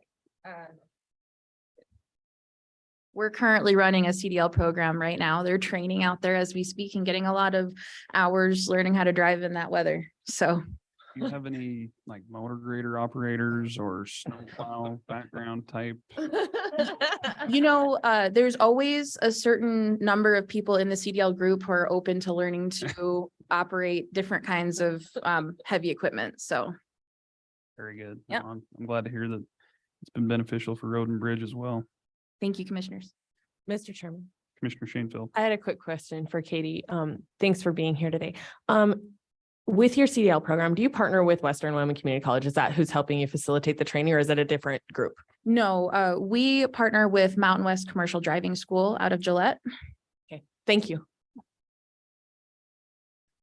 Any other questions, commissioners? Hearing none, I would entertain a motion to approve the submission of a federal fiscal year 2024 TANF CPI grant application for Climb Wyoming and authorize the chairman to sign the assurances. So moved. Motion by Commissioner Shanefield. Do we have a second? Second. Second by Commissioner Slaughter. Any further discussion? Hearing none, all those in favor signify by saying aye. Aye. Aye. Opposed, nay. Motion's unanimous. Thanks, Christina, and thanks, Katie. Keep up the good work. Next on the agenda, commissioners, is tab K, Vehicle Registration Renewal Desk in the Rock Springs Chamber of Commerce. We do have Treasurer Cowan here and Mr. Rick Lee, CEO from the Chamber of Commerce in Rock Springs. Morning, gentlemen. Morning, Commissioners. Excited to be presenting to you today with a option to open a renewal desk at the Rock Springs Chamber of Commerce. I brought Rick Lee along to explain the MOU to what we'll be doing at the Rock Springs Chamber. The plan is to open this desk for Fridays only right now. Currently, it'd be open for Fridays only. And if the need arises to open it longer, Mr. Lee has agreed to allow us to do that. But that's the plan for now. I'm going to give Rick the mic to tell you about the MOU. Thanks, Mark. Thank you, commissioners, for this opportunity. When Mark approached me with this idea, I thought it was very interesting and kind of different. The purpose that he presented me with was the idea that save people from having to travel over a little bit further to get their renewals for their licensing. I thought that was a good idea, but I also saw it as an opportunity for the Chamber of Commerce to get more exposure and people into our building and recognize that we are here to serve and to help the community. So we were in instant agreement. I thought it was a really good idea, and it was good for everyone involved. We didn't see too many downsides on it, though. Mark, though Treasurer Cowan swore me to secrecy. Somehow the word got out, and it wasn't by me, Mark. I didn't let anybody know, but the word did get out, and we've had people coming into the chamber excited about it and wanting to do this already, even though we're not quite set up for it yet. What we would like to ask the commissioners to consider is, when Mark asked me about reimbursement for the facilities, this isn't unprecedented. We actually have SBDC in the building right now renting a room, and we charge them rent. And so, but I was confused. I wasn't sure how much to charge, because it didn't seem fair to charge the same amount that we charge for daily use. So we came up with the idea that we do have a program called Boris Tusk Sponsors, and to give the county added value for this, to be a Boris Tusk sponsor, it's $1,000 sponsorship for any business that wants to participate in the sponsorship. They get recognition in all of our events. That any event that we have, these Boris Tusk sponsors are recognized as a sponsor for that event, and then we don't go to them for further funding or further sponsorships. So what we thought is that I would propose to Mark that we would ask the county to be a Boris Tusk sponsor, that giving you the added value. So you would not only be getting the rent value of the building and the desk for county purposes, but also we would recognize the county as a sponsor for all of our events. So any event that we have, the county would get that added sponsorship, time on our marquee. Any value that we give to a regular Boris Tusk sponsor would be given to the county as a Boris Tusk sponsor. So it would just be the added value. That way everything is kind of covered. And we felt like that. I felt like that was a little more fair than just charging rent and not giving you additional benefits for that value. We are set up right now to accommodate this situation. As Treasurer Cowan said, it would be just one day a week to start with, and then we'd see how it goes. And then we're ready to move on from there. We do have facility space to downstairs, and then you're all familiar with the chamber building, Keaton, probably more than anybody else, but there is space to accommodate any extra material that's needed to be stored. And also we would make sure that all the comforts and amenities would be provided for the clerk that's housed in at that desk. That's our proposal. We're excited about the idea if it's approved, and we do see that there's great value. I guess the only thing that we would be monitoring is if two things could happen. One, not very many people would come in and it wouldn't work, and then we would just pull out and go back to the way it was with no harm done. The other thing that could happen is so many people would come in that we wouldn't be able to accommodate, and then we'd probably have to look for another space. But those are issues that we can address as we move forward. If there's no questions, I appreciate your consideration. Thanks, Rick. Appreciate it. One question I would have is this Boris Tusk sponsorship. Would that change if they open up for more than just Fridays, for instance, if it turned into a 5-day deal? I mean, no, I don't see that changing. Okay. I think if it was every day, we would probably reapproach you. But the reason that it wouldn't off initially is because there's really no cost to us. So we wouldn't be absorbing any additional costs Yeah. for this. So it wouldn't, it's just to accommodate to make it all fair because of SBDC's what we charge for them and for others. So as long as we're charging something, I think it's okay. So I don't see that increasing or changing at all. And then Mark, is this where all the 2-digit plates will be stored just for future reference? So I know where to go. So for your reference, we will not be storing plates in the chamber. We are just going to be doing renewals there. So if you need your sticker, this will be the place you can go get your renewal sticker. That's it. If you need a new vehicle registration, still going to have to come over to the county. Need a new plate, you're still going to have to come over to the county. But for now, and that's just due to some limitations in the computer software and kind of what we can do over there. As we move forward, hopefully we'll be able to do a lot more work over there. My thought process on this sponsorship as well is that the treasurer's office would pay the $1,000 Borscht sponsorship, but the county would be the sponsoree, I guess, instead of the treasurer's office. So the county would receive the benefits from that sponsorship. Okay. Commissioner Shanefield.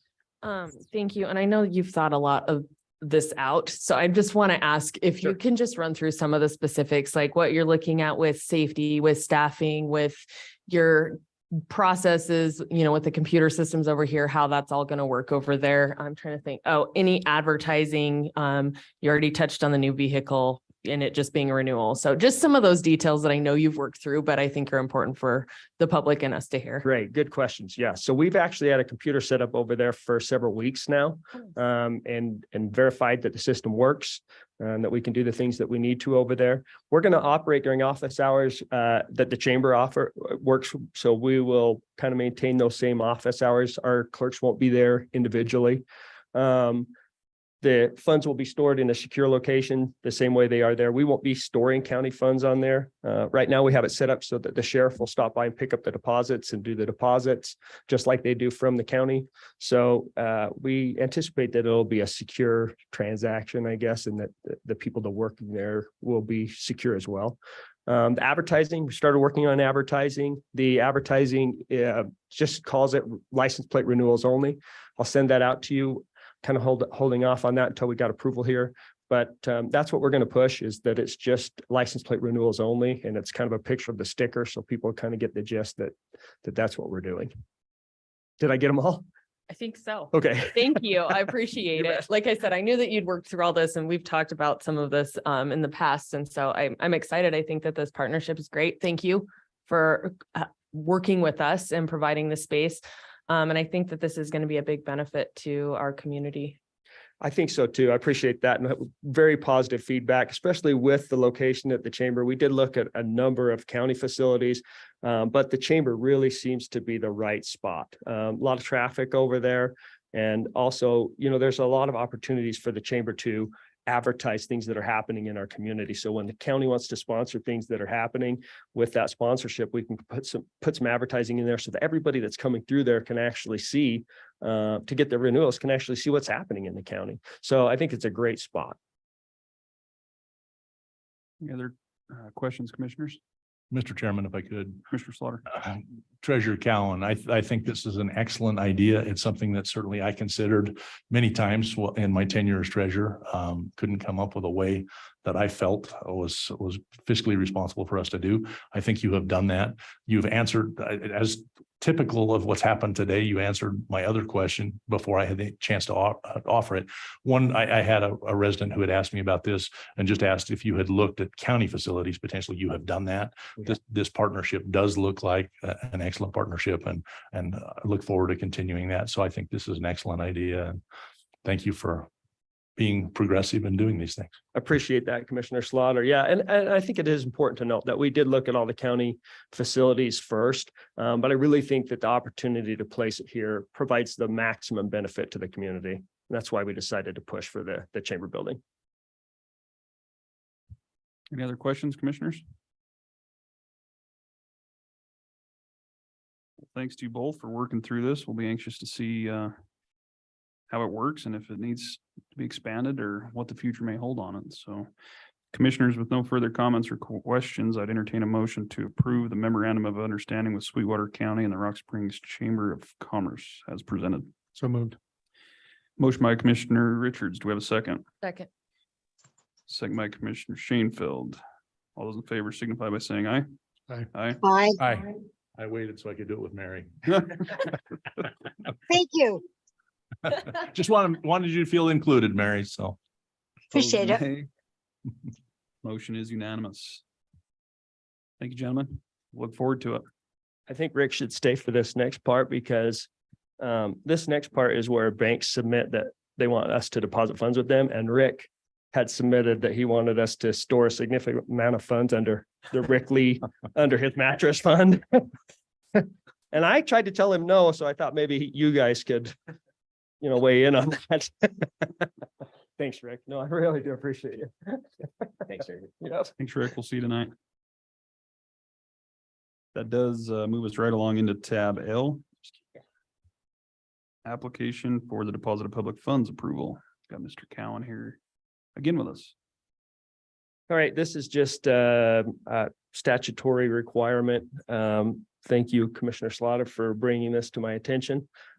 Basically, every institution that would like us to deposit funds with them, we are required that the board approve them. So they have submitted all of their documentation that says that they will maintain our funds safely and securely.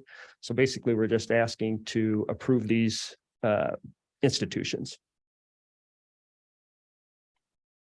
Trying to find the list. I know they're in the packet, but And I think the list was sent separately because I sent a separate resolution. You went to Bank, First Western, State Bank of Green River, RSNB, Commerce Bank, and First Bank of Wyoming. And Mr. Chairman, if I could, Mark, it was brought to my attention after you and I talked this week that the prior commission did approve class, the local government liability pool. Yes. And it was brought to my attention that it might be something that we want to include Okay. on this application. Great. So we may want to amend that. I would think, I know that you have been using class, and I think it might be appropriate to add class to this list and get the documentation. I think it's simply from them. It's that they will comply with our investment policy, basically. Okay. But and it doesn't have to be done as part of this, but we may want to add that and just reaffirm that. Good point. Let's do that.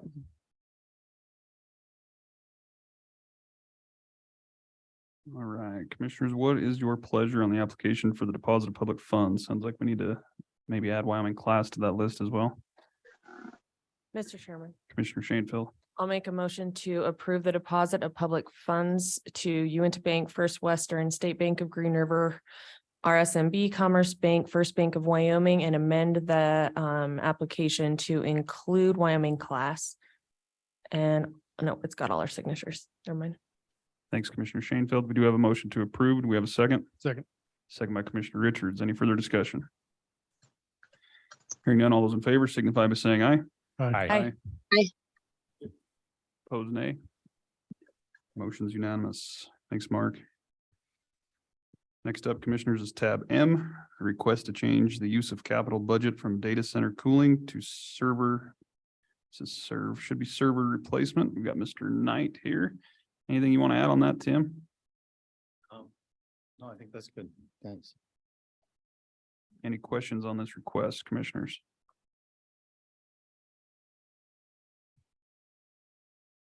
If I'm reading that right, it says MSRP is 191,000, but this discount takes that all the way down to 60,000. Is that right? Yeah. 59,000? Yeah, I did get a second quote from another vendor at 67,000. So I thought the 59 was pretty good. And Yeah. Hearing no questions, commissioners, what's your pleasure? Mr. Chairman, if I could, just a question quick before we get there. Yeah. Just to add to this, Tim had sent out a question to the capital committee with respect to our feelings with respect to this. And I believe he received a unanimous response that this would be appropriate in doing this. So felt we should add that also as additional information. Thanks, Commissioner. Is that a motion? That is a motion. Got a motion to approve by Commissioner Slaughter. Do we have a second? Second. Second by Commissioner Richards. Any further discussion? Hearing none, all those in favor signify by saying aye. Aye. Aye. Opposed, nay. Motion's unanimous. Thanks. Thank Tim. you. Appreciate it. Up next is tab N, Commissioners. We've got the award of the X-ray detection and source. We've got Purchasing Director Marty Dernovich here. Hello, Marty. Morning, Commissioners. Oh, yeah, it is still morning. So what's before you, and I'll do my best to try and describe what this X-ray detection and source for our bomb team is. So it's if you ever remember the old X-ray machines with the metal cartridges that they slide in and out. And so that's what it looks like to me. That is the actual X-ray. And then the source is actually a generator that looks like it's made by DeWalt. It looks like a camera, but they can shoot X-rays of bombs or through, a building to see if there's an explosive in there from 100 feet away. So that's the gist of what this thing is. Because when I first got it, I went, what are we buying? So, but anyways, we sent out the bid. It is a grant fund through Homeland Security, I believe. Is that correct, Christina? Through the Homeland Security. We sent it out to the list of vendors that is in your board packet. We received 3 bids back, Logos Imaging, Sharp Logic X, and ADS. Sharp Logic X being the low bidder, and what they proposed was actually exceeds the specs that we'd asked for. Mr. Tomage and Mrs. Hall were there during the bid opening. They reviewed the specs of these to make sure they met exactly what they needed. They were both in agreement that the Sharp Logix for $41,400 would definitely meet their needs. Thanks, Marty. Any questions, Commissioners? Mr. Chairman, Commissioner Slaughter. Marty, you may not be able to answer this question, and I would understand, but in using this X-ray equipment, is it something that they would have to have lead vests or something like that when they're doing that? Has there been any talk of, are we going to have a request now for lead vests so that we can use this? Or my understanding, and I don't hold me to this, Commissioner, I believe they set this off with the bomb suit on, is my understanding. I might be wrong in that. okay, and the bomb suits would have the lead. Yeah, because it keeps you from if a bomb explodes. I would think that would. Just curious. Yeah. I think that's an interesting technology. And it's probably partially my fault. Sheriff Grossnickel was here this morning. He asked if we'd like him to stick around for this. I told him, don't worry about it. So that's my fault. Obviously, they've been pretty tied up. He did share with me they've had over 200 vehicle saves since Tuesday's storm. So wow, I felt like he probably had more issues to attend to. And this seemed a little bit straightforward, although that is an interesting question. But so my bad. Any other questions, Commissioners? Hearing none, I would entertain a motion to award the X-ray detection and source equipment to Sharp Logix LLC in the amount of $41,400. So moved. Motion by Commissioner Shanefield. Do we have a second? Second. Second by Commissioner Richards. Any further discussion? Hearing none, all those in favor signify by saying aye. Aye. Aye. Aye. Opposed, nay. Thank you. Motion's unanimous. Thanks, Marty. Thank you. Last on this regular agenda is tab O, consider acceptance of funding from the Wyoming Gaming Commission. Do you have Christina here to help me out with this one? It's kind of an interesting how we got through to this.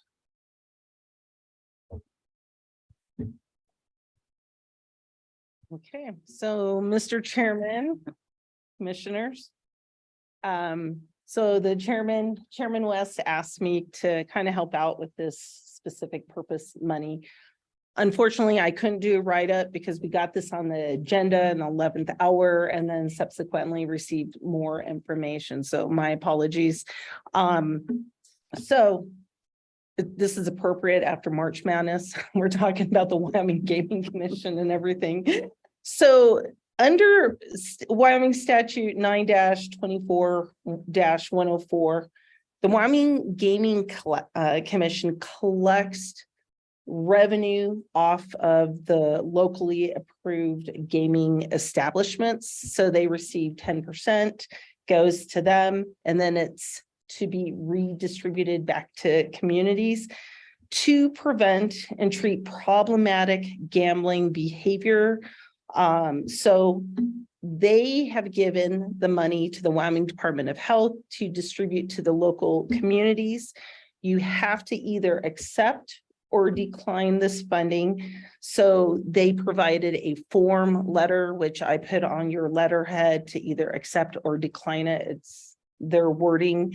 So Sweetwater County is eligible to receive $41,864.87, representing revenues from the gaming establishments back to Sweetwater County. That was based on from a population of the 18-year-olds and above.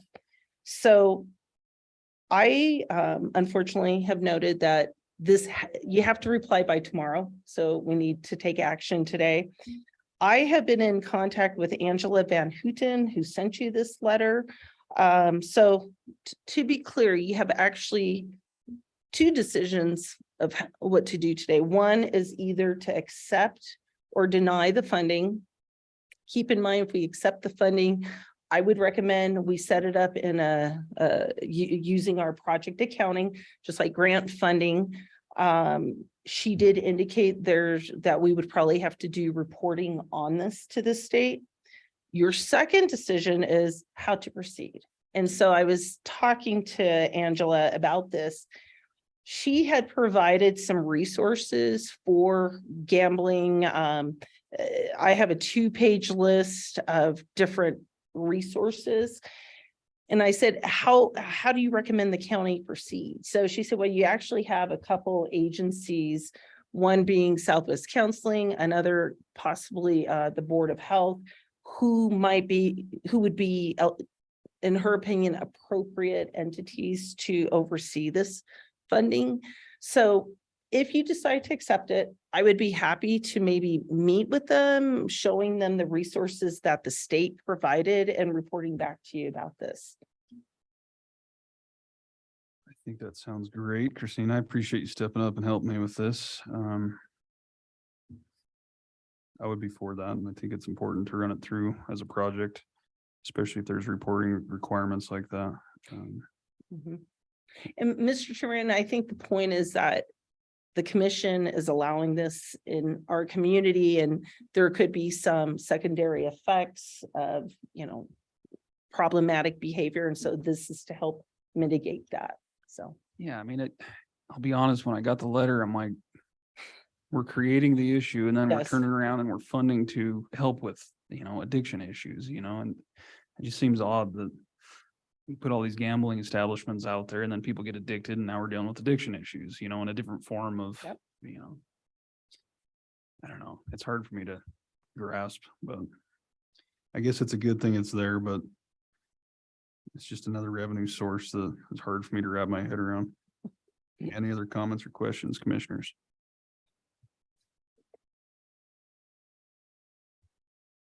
Hearing none, what is your pleasure? Mr. Chairman, Commissioner Richards. I move we accept funding as presented. We do have a motion to accept the funding from the Wyoming Gaming Commission to prevent and treat problematic gambling behavior in Sweetwater County. Authorize the chair to sign. Second. Got a second by Commissioner Slaughter, original motion by Commissioner Richards. Any further discussion? Hearing none, all those in favor signify by saying aye. Aye. Opposed, nay. Motion's unanimous. Thanks, Christina. Okay. Appreciate it. And as noted, I would like to get the letter back today. So, You can have it right and I now. know Sally will be on it as soon as possible. Oh, I can have it now. We're heading into exec. I'll sign it. for you. Okay, Really. thank you. Thanks, Christina. Commissioners, we are over an hour ahead of schedule, which is unique and nice. So if you're good with it, I'd like to just go ahead and enter into an executive session and we'll go to lunch afterwards if we're available. I'll So make a enter- motion to move or into executive session. Sorry. Not a problem. Got a motion by Commissioner Shanefield to enter into executive session to discuss legal and personnel. Do we have a second? Second. Second by Commissioner Richards. Any discussion on that? It is anticipated we will be taking action when we do come out. All in favor signify by saying aye. Aye. Aye. Aye. Opposed, nay.